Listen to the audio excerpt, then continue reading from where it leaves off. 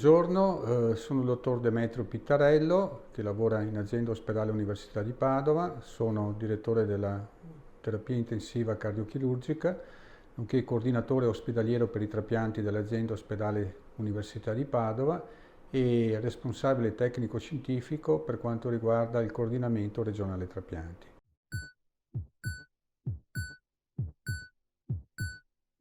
L'argomento della mia presentazione riguarda l'attività di trapianto e l'attività di procuramento degli organi. Devo dire che in azienda ospedale Università di Padova l'anno 2024 è stato un anno eccezionale dal punto di vista dell'attività trapiantologica. È stato possibile infatti realizzare 209 trapianti di rene, 128 trapianti di fegato, 42 trapianti di cuore, 41 trapianti di polmone, 8 di rene e pancreas e 4 di insule pancreatiche, per un totale complessivo di 432 trapianti di organi solidi. Questo è un dato sicuramente importante che dimostra l'eccellenza dell'attività per quanto riguarda l'azienda ospedale. A ciò dobbiamo aggiungere anche l'attività di procuramento. È stato possibile infatti nel 2024 arrivare a 72 accertamenti per quanto riguarda i potenziali donatori, che è notevolmente superiori rispetto ai 57 dell'anno precedente, con un numero di opposizione che si attesta a 9, pari a un 12,5%, un numero nettamente inferiore rispetto alla realtà regionale e soprattutto rispetto alla realtà nazionale. In tutto ciò non dobbiamo dimenticare però un fattore fondamentale, che è la disponibilità e la volontà donativa da parte dei familiari. Noi sappiamo bene che senza la disponibilità e la volontà di donazione non si può arrivare al trapianto. Quindi come tale non finirò mai di ringraziare le famiglie o comunque quanti si sono resi disponibili ai fini della donazione d'organo.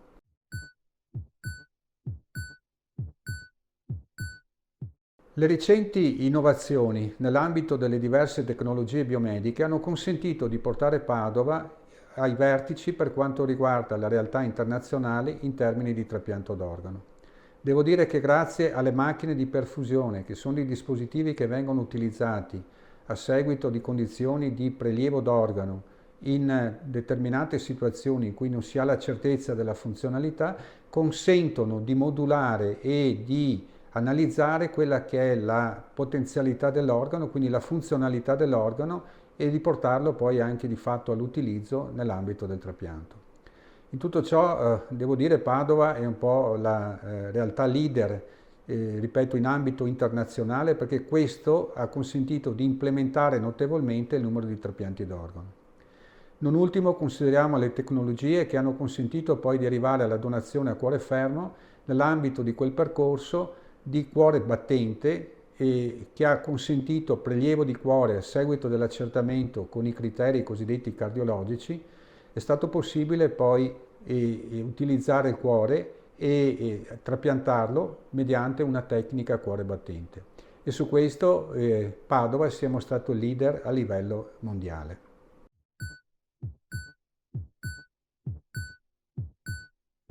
Per quanto riguarda le aspettative del 2025, la nostra intenzione, il nostro interesse ovviamente è cercare di implementare quella che è la comunicazione con le comunità.